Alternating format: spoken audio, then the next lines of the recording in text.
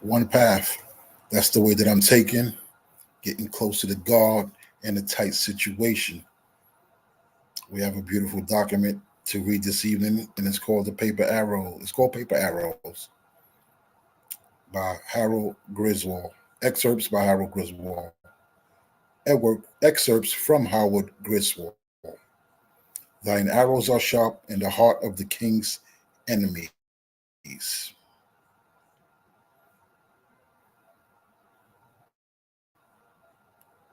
Forward.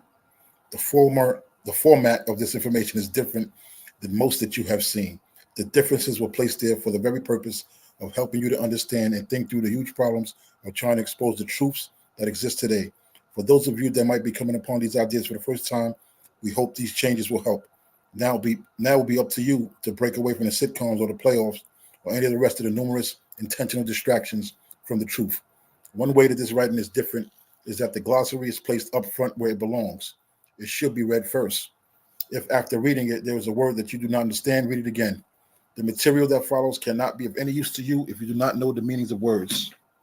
If you do not know the meaning of the words of which the ideas are made, get a law dictionary and look up the terms yourself. Go to your local municipal or law library and study these unfamiliar terms. Browse through USCS, US codes. You will be amazed to find what they have hidden from you. Another way that this work differs from most is that the important points in a sentence or paragraph are put in the margins of the pages for quick reference. This makes some of the more important ideas easier to find. Do not, however, assume that these notes in the margin are the only points to be made in a paragraph or that they are the most important ones. They are not. They are the ones that we feel are very important and should not be neglected. You may have a reason to pick a completely different point to be made in that paragraph, and you should write it in the margin yourself for easy reference. There has also been an index provided which catalogs the emphasized points in the margins. Again, this is for assisting you. Add your points to this index too. Finally, there are some sample forms in the back to help you with seeing what may be done with this information. None of this work is an attempt to advise or counsel, and each is on its own as to how an offense or defense is to be established. More help will come later with revisions and new paper arrows as they are found. The present is not a key to the past, nor to the future. Do what you can. Glossary of terms. It is a good idea to be seated before reading any of these definitions. Abroad, beyond the seas, not subject to maritime law, out of admiralty jurisdiction. A free natural person lives abroad. Artifice, a device used to defraud. Bank, a bench, a full court. A court full of filed property deeds is a bank. The court just may be the real bank. Bank, a bench, a full court. A court full of filed property deeds is a bank. Bounty, a premium given. Compensation paid. Civil death, a person who has lost all of his civil rights. A person still possesses a natural life but is considered civilly dead as to his civil rights. In some states, persons convicted of serious crimes are considered to be civilly dead and may lose the right to vote, the right to contract, and the right to sue and be sued. A corporation which has formally dissolved or become bankrupt becomes civilly dead. Leads new meaning to the term born again. Civil law, distinguished from natural law and international law, referred to as municipal law, government law. Roman law, distinguished from common law, which is American law, not American law, foreign law. Claim, to take possession of a thing that was not yours before the claim. Why would anyone want to claim their children if the children already belong to them? Maybe the children belong to another, the state.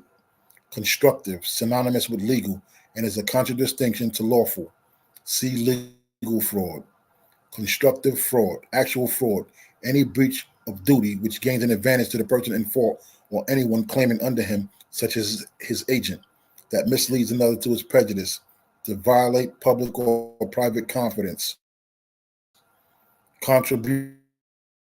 One tortfeasor lawbreaker is responsible for the debts and losses of the rest of the group of joint tortfeasors, lawbreakers.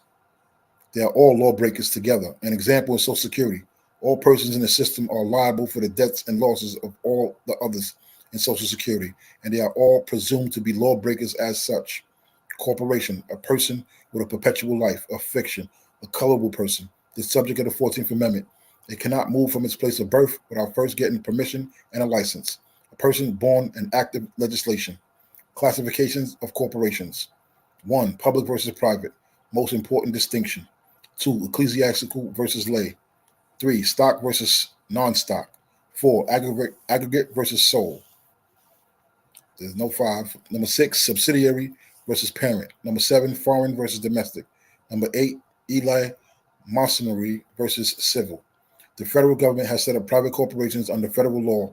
They are known as federally chartered corporations. They are defined and listed in 36 USCS Title 36. American Red Cross is one. Girl Scouts is another. VFW is also one. There are 52 in all. Look it up in your local library as a place to start on the trip of exposing the fraud. Damage. The word is to be distinguished from its plural form, damages. It is loss, injury, or deterioration caused by the negligence, design, or acting of one person to another in respect to the latter's person or property. Damages. The word is to be distinguished from its singular form, damage. The compensation in money for a loss or damage. Fraud, an intentional perversion of the truth for the purpose of inducing another, in reliance upon the perversion, to part with some valuable thing belonging to him or to surrender a legal right. Synonymous with bad faith, dishonesty, perfidy, unfairness, infidelity, faithlessness, etc. Fraudulent concealment, hiding or suppressing a material fact or circumstance which the party is legally or morally bound to disclose. Fraudulent conversion, receiving into possession money or property of another and fraudulently withholding, converting, or applying the same to or for one's own use and benefit, or to the use and benefit of any person other than the one to whom the money or property belongs. Fraudulent conveyance, the conveyance or transfer of property, the object of which is to defraud a creditor or hinder or delay him, or to put such property beyond his reach. Most states have adopted the Uniform Fraudulent Conveyances Act. Include. This is a word of limitation as well as a word of enlargement when used in statute. Thus, we see the phrase including but not limited to show that it does not mean a limitation in that instance. There would be no need for that phrase if the word always meant an enlargement, synonymous with only, when used in that sense. So when you see the word includes in statutes, it may mean only that item which follows the word, including the District of Columbia, means only the District of Columbia. From the Latin word includere, which means to shut or to enclose. Individual does not mean human being in most cases, it means a corporation or an association, such as American Bar Association. Informer, this term is synonymous with prosecutor. The definition shows that it gives anyone the power and the right to bring any and all actions against any person in or out of the government, including corporations, public and private, which includes municipal corporations. See Realtor. Black's Law Dictionary, 4th edition. Informer, a person who informs or prefers an accusation against another, whom he suspects of the violation of some penal statute. Common informer, a common prosecutor, a person who habitually ferrets out crimes and offenses and lays information thereof before the ministers of justice in order to set a prosecution on foot, not because of his office or any special duty in the matter, but for the sake of the share of the fine or penalty which the law allots to the informer in certain cases. Also used in a less invidious sense as designated persons who are authorized and empowered to bring action for penalties. Black's Law Dictionary, 5th edition. Informer, a person who informs or prefers an accusation against another whom he suspects of the violation of some penal statute. An undisclosed person who confidentially volunteers material information of law violations to officers and does not include those who supply information only after being interviewed by police officers or who give information as a witness during course of investigation. Gordon versus U.S. Rewards for information obtained from informers is provided for by 18 USCA section 3059. Black's Law Dictionary, 6th edition. Informer, an undisclosed person who confidently discloses material information of a law violation, thereby supplying a lead to officers for their investigation of a crime. Jackson versus State. This does not include persons who supply information only after being interviewed by police officers or who give information as witnesses during course of investigation. Instrument, a written document. Lawful fraud, cannot exist, a contradiction of terms, an oxymoron, an impossibility. Legal fraud can exist. Legal fraud, fraud by construction, takes place all the time. Mala prohibita, acts which are made criminal by statute, but which of themselves are not criminal. used in contrast to mala in se, which refers to acts that are wrongs in themselves, such as robbery. This has no place in common law, only in Roman law that is used in America today. May, usually employed to mean optional, not mandatory, discretional, municipal, pertaining to the governmental affairs of a state, nation, or people, does not always mean city or local government, may mean federal government. Must, this word has several meanings. It does not always mean mandatory. It is often used in a directory sense and is a synonym for may, can be used in a permissive sense rather than a mandatory sense. Nation, a race of people. Surprise? Non-resident, residents beyond the limits of the particular jurisdiction. In ecclesiastical law, the absence of spiritual persons from their benefices, rank, or public office. Non-resident, one who does not reside within jurisdiction in question, not an inhabitant of the state of the forum. Non-resident alien, one who is neither a resident nor a citizen of this country. Peonage, a condition of servitude compelling persons to perform labor in order to pay off a debt. This is prohibited by the 13th Amendment. Notice it did not use the word people and may be referring to corporations only. People, a state, as the people of the state of New York. Notice the small s used in the word state, and it does not mention persons. Also, a nation in its collective and political capacity. Persons, this does not mean human being. In most cases, it can be assumed to always include a corporation. A corporation is a person as referred to by the 14th Amendment. The 14th Amendment expressly applies to person, artificial person, a corporation or a fiction, the offices of government, natural person, a human being. In statute, the term natural person must be used to refer only to a living, breathing human. Private corporation, as used in Title 36 USCS, means a corporation established under federal law, not state law, as we would be led to believe. Examples are the American Red Cross, Boys Clubs, Girl Scouts, American Legion, Jewish War Veterans, American Olympic Committee, and 46 others listed in 36 USCS. Prosecutor, an informer, a relator, one who instigates a prosecution against a party whom he suspects to be guilty. Private prosecutor, any person, not an officer of government. Everyone is a prosecutor and should take the places of the ones hired by the governments. Public prosecutor, an officer of the government, such as the district attorney hired by the government to do the job that a private prosecutor would do.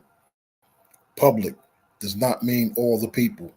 Purview, not preamble. Realtor, an informer or prosecutor. Roman law, indifferent with civil law in America. That means that civil law in America is Roman law and is foreign law.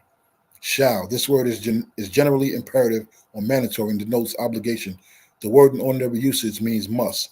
Remember that must did not always mean mandatory, but it may be construed to be the equivalent of may, where no right or benefit to anyone depends on its being taken in the imperative sense, and where no public or private right is impaired, but it's being taken to mean may.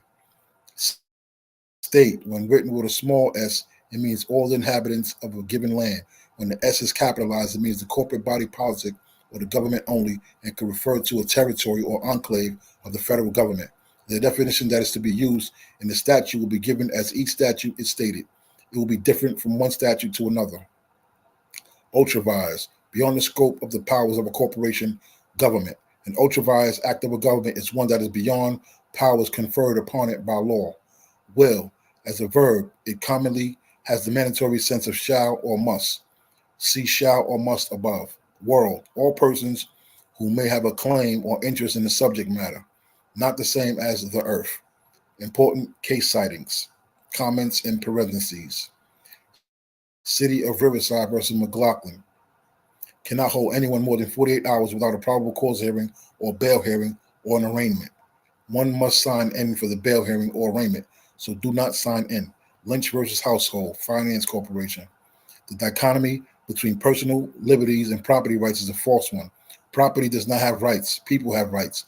The right to enjoy property without unlawful deprivation, no less than the right to speak or the right to travel, is in truth a personal right, whether the property in question be a welfare check, a home, or a savings account. A fundamental interdependence exists between the personal right to liberty and the personal right in property. That rights and property are basic civil rights has long been recognized.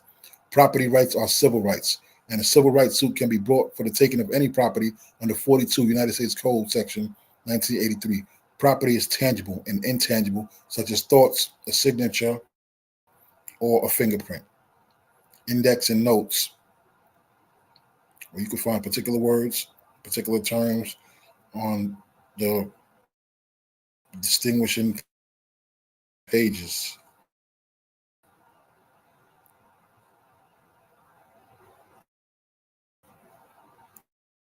Now we're going to be getting to the meat and potatoes of this particular book. Let's go. Let's go. Okay, so page 1. Fraud Everywhere. Excerpts from Howard Greenwald.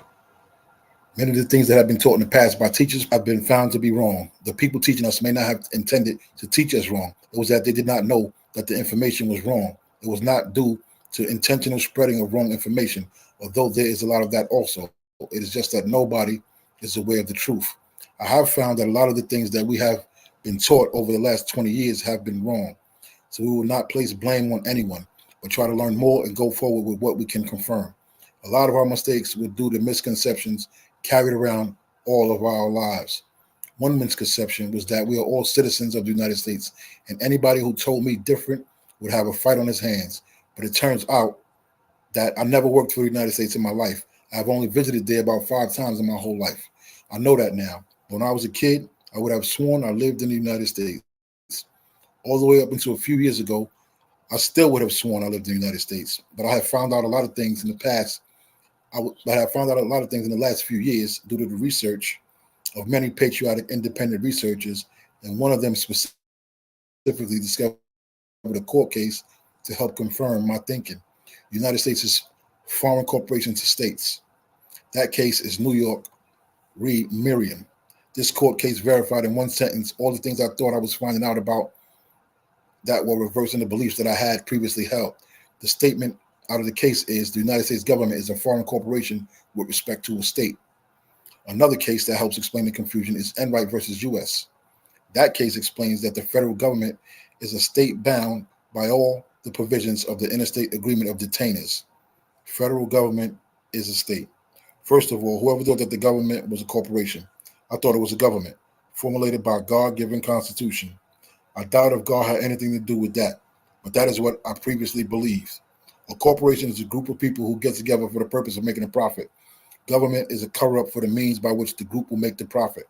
Governments and religions are a lot alike in their business endeavors. Religions are created to cover up man's inability to have knowledge and his insecurities. The word religion means to do things simultaneously, consecutively, and consistently.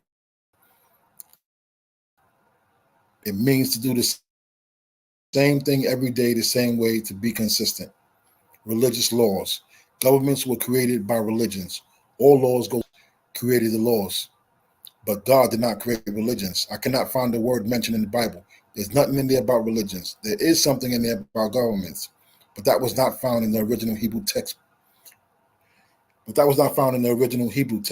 newer books mention governments, but the older ones did not. Church and state. These newer books combine the government with religion. Then we found this governmental structure known as the separation of church and state, which actually means the togetherness of church and state. The church cannot exist without the license from the state. Again, we can see how backwards everything seems to be when studied in some detail.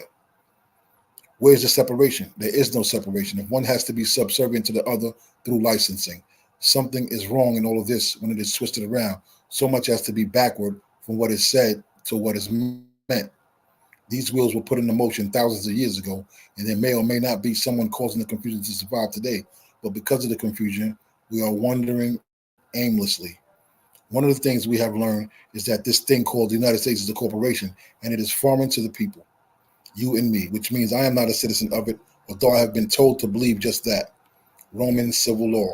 In school, we were taught civics, which was based on Roman civil law and comes from the Latin word civitas, which means citizen. It is Roman citizen law. We actually have a Roman Empire government, which is a duplication of the ancient Roman Empire. If you study the Roman Empire and how its government works, you will see the relationship between that system and the United States system today. You can look it up and check it out for yourself. Most law students will tell you that they study Roman civil law in law school. Why would they study foreign law? Why not study American law in American law school? We are living under Babylonian law or Roman law, which is the same thing. So in order to understand what is going on in our law today, we had to go back to those ancient systems and come forward to comprehend the theory behind the function of the law. Ancient English feudalism is the forerunner of our system of real property. The property ownership in this country is feudalistic in nature. But if you use the feudal terms of the old law from the common law of England and the modern law courts, they will reply that they do not know what you are talking about. They do not use those old words. They have new words that have twisted the meanings even further. The meanings are what have been changed so tremendously, and that has led us astray from knowledge. Citizen. Back in grade school, the nuns said, now we are going to learn how to be good citizens. Then they handed out this little book called Civics. They never said I was a citizen. They never said that I was a citizen, but they sure did imply it by giving me the book and telling me we're going to learn how to be a good one. It is very interesting how we can be led to believe something, but we are never told it. Deception is all through the system. One of the things that we first memorized was the Pledge of Allegiance to the flag of the United States. It is still in my memory. I still remember doing it. I have not done it lately. I do not have any allegiance to the United States or their stupid flag. For those who think that is a disgrace to talk that way about the American flag, they might be surprised to know that the Pledge of Allegiance says the flag of the United States of America and to the republic for which it stands. What is it? It is the United States, which is standing up for the republic, America. The United States, the government, which has to be the protector of America, which was to be the United States, the government was to be the protector of America. The government was set up to defend America, the people. The government created a flag, which is the flag of the government, not the flag of America. America does not have a flag. The most important word in there is republic. What is a republic? I looked all over the place for the definition and could not find more than a few words, no matter what dictionary I use. When the political powers do not want something known, they just barely cover it in the available definitions. If they want you to be totally confused, the definition is 3 pages long. If they want it hidden, it is only a sentence or two. Republic. Corpus Juris Secundum, a law encyclopedia under the word government, explains that a republican form of government is a form of government in which any other form of government is the government. That seems a little amusing and surprising. It did not matter if the USSR, the Union of Soviet Socialist Republics, had socialism and the United States had capitalism. They both were united and had a republican form of government. One system of politics was totally different from the other system of politics, but they were both united republics. The Republican form of government allowed either system. They were both the same. Russia has a republic, America has a republic. But we claim that here in America, this government is a democracy. Russia claimed that they had a socialistic form of government.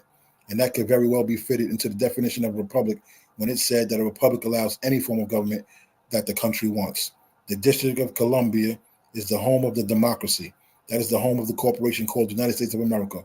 Corporate America has its own laws. General Motors is a corporation that has its own laws for its workers. One of the laws is that you have to show up for work at 7:30 every morning during the week. If you do not, you are fired. If you show up at 10 every morning, you will get your pink slip and out the door you will go. Do you have a constitutional right to work? The Constitution gives somebody the right to work, but I am not sure who that is yet. But since the Constitution was not written into the General Motors contract that was signed, there was no constitutional right to work at General Motors.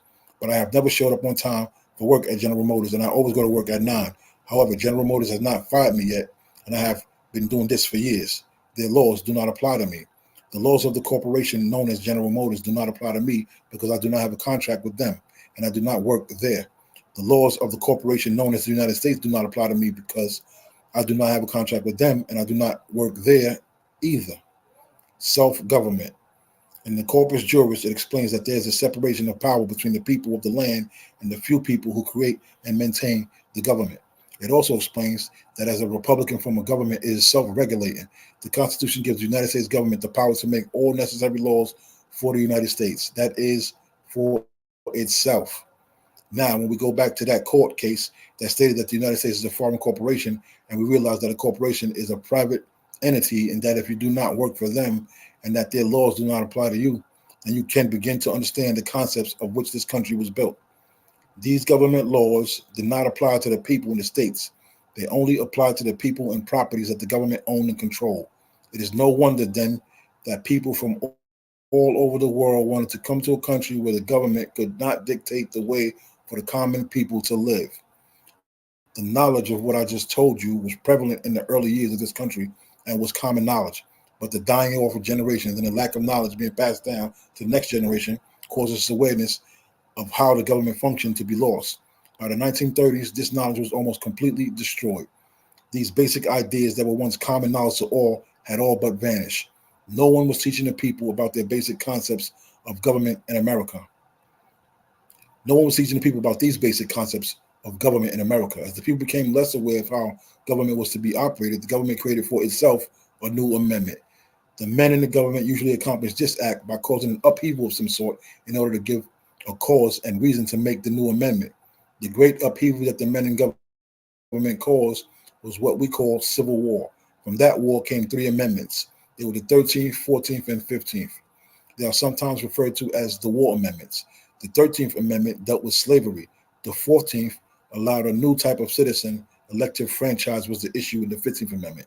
Citizenship status of corporations. But the real purpose of the three war amendments and the series of events around that time, including the death of Abraham Lincoln, the Civil War, and other upheavals, was to create a status of citizenship for corporations.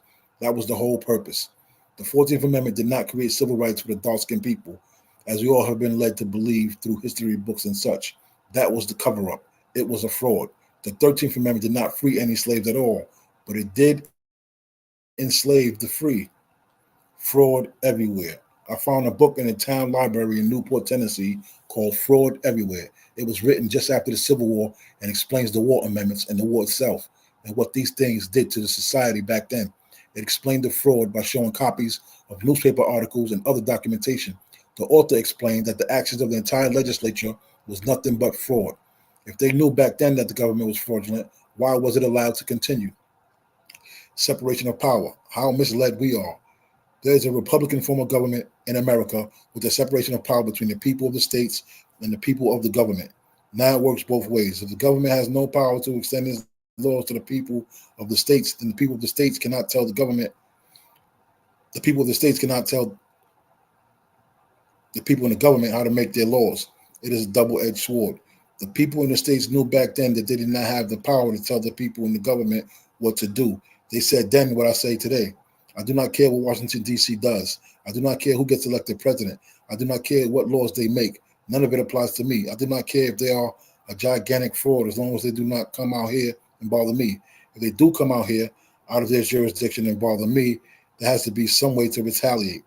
Trick to come in. If the people in the government had no regulatory power over me and I had no power over them directly, but they tricked me and coerced me into doing business with them and making agreements that I knew nothing about, they must have known that they were doing something wrong.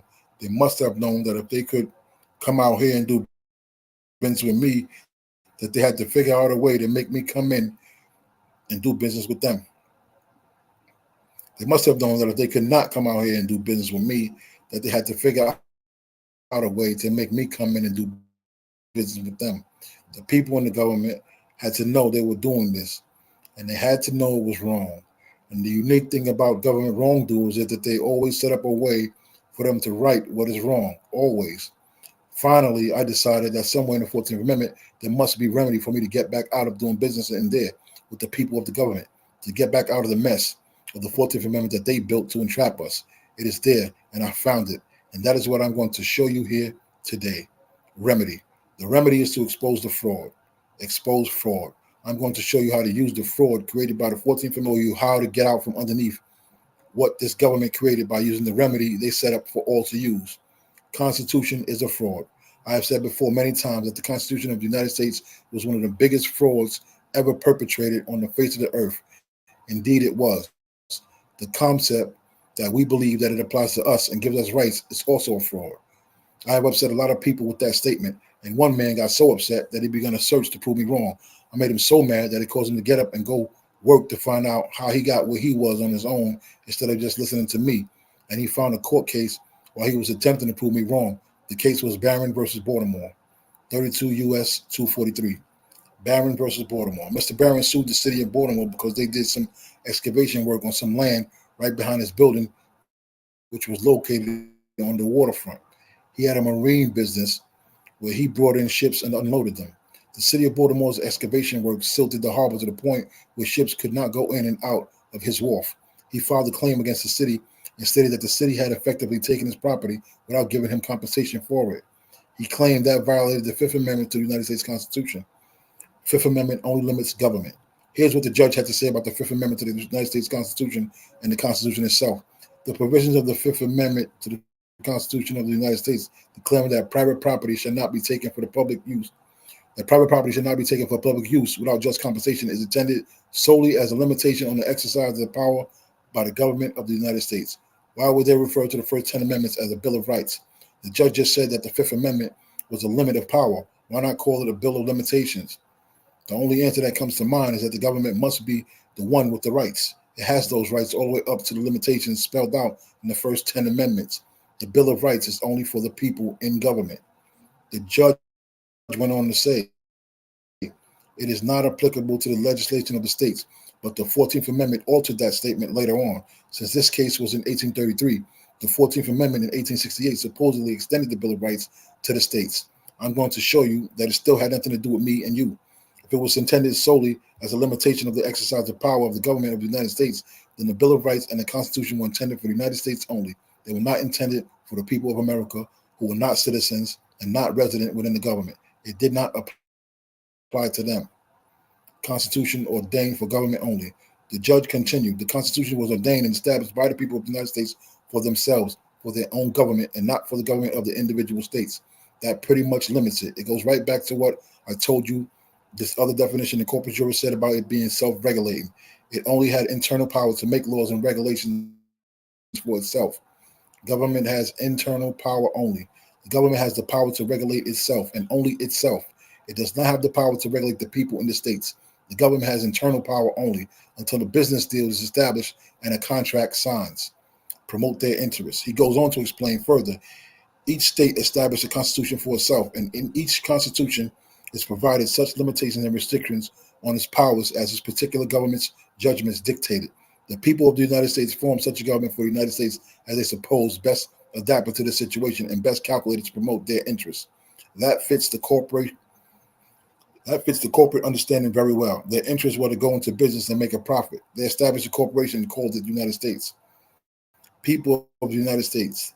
The people of the United States are the people in the government only. It is just that simple. They are not the same as the people of America. They have a different status.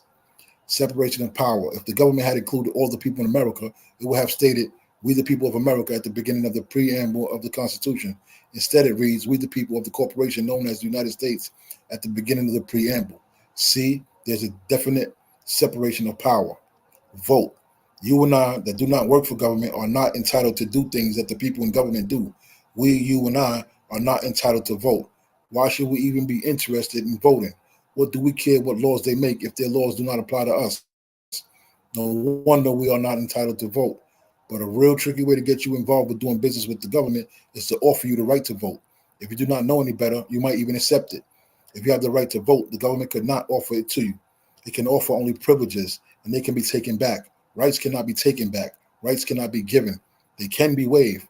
As soon as you accept the offer to vote, you sign your name on a piece of paper, which goes in the government file, and now you're in the government. Now you are registered to vote. By deception, most anything can be accomplished. They accomplish getting you into the government when you would not have done so otherwise. Bill of Rights for government only. Whatever was best suited to their situation and whatever was best calculated to promote their interests was all the people of the government had in mind. The powers they conferred on this government were to be exercised by itself. It had no power over the states. The limitations on the power, if expressed in general terms, were naturally and necessarily applicable to the government created by the instrument. The Bill of Rights applies to the government only and the people in government. Therefore, you and I do not have constitutional rights. Only the people in government have constitutional rights. People should tell me that I was out of my mind for saying that. They would ask, what do you think we have this wonderful Christian government for? It is to give us rights. I would say that I do not agree with that. I think that God gave us rights before the government ever existed. The government is the one that needed the people to let the government create some right of their own to apply to themselves in the government. It is at the leisure of the people in the states that the government was created in the first place, and let the people of the government exist. If the people do not like it, they can abolish the government. America can only be free again if the corporation known as the United States were abolished. It did not expect to get much help in that effort until they picked a new wizard over there in Oz. The new Wizard of Oz, Billy Clinton, is running American corporations out of the country at record rates. He is running the biggest portion of his own government's tax base out of the country. That is revenue to support the United States of America Incorporated. He has done more in a few months to destroy the United States than all of the rest of the anti-government movement has done in the last 50 years. He may very well destroy about 98% of the corporation called the United States in his first term alone. World Bank and International Monetary Fund. There may be some chaotic times ahead as this happens. It becomes apparent there will be more police control to prevent the fall, but it looks inevitable. Property will be confiscated with a fight if necessary. There are reports that United Nations troops are being trained at the abandoned military bases around the country to help with the control of the people when all property is taken for payment of their debt to the World Bank and the International Monetary Fund and the Bank of England. There are reports of troops all over the country and on each border, Mexico and Canada. Something seems to be in the making here. The money system is about to collapse, and American people are striving and struggling to keep it from collapsing. The people do not realize that this system is bad for them, and that if they would quit struggling so hard to support it, could get away from it sooner. The people in the government are trying to make it collapse, but we will not let it. They will win over one day, and we will all be issued new money, and our property will be placed in the hands of the holders entirely. But if we keep struggling for what we think is ours, they will help to bring in the troops and make us quit struggling and then keep the peace in America with numerous troops in the streets. The people that inhabit this country, America, may not wake up until it hits them where it hurts, their cars. Yes, their cars. You can do anything to the American people, even charge over 20% interest on borrowing to pay for luxuries and necessities alike. You can take their kids away in buses to public brain laundries. You can even make them pay taxes and insurance that amount to over 80% of their pay. But do not fool with their cars. When that happens, look out. Pensions. The other thing to look out for is the day that all the pensions are cut off. The government is hoping that before anything big happens, the majority of World War II and Korean veterans will be dead and gone, so they will not have to face them and their dependents. But there are other types of pension holders, and they will be just as mad.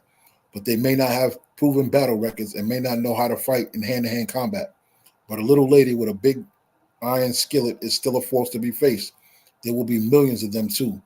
The Rodney King incident shows that the justice system in the United States should be spelled just us. It is just for them, the police and others in the government at all levels. Those officers should all be in jail for the treatment of anyone in the manner that they treated Rodney King. The scum that beat him up should answer for it, but it is their law and it's made for them. The Holocaust of Waco proved that when they murdered innocent Americans there and nobody stopped them, who stopped them in other towns around America the next time? Who stopped them at Randy Weaver's place? What about Golden Hall? He was burned also. Waco, Weaver, and Call. Birth certificate. But the government wants us to think that they are taking care of us. The government even created a Department of Human Services, which is where your mother placed your body at birth. Yes, your mother signed a birth certificate in your name and placed your body into the placed your body into the government vault. You were identified by your name on the paper. If you were missed there, they set up a socialist security system for you to sign your own self into their vault at the Social Security Administration building. Now you are property of the government. We're going to stop right here and continue at a later time. I want to say peace and blessings to the people.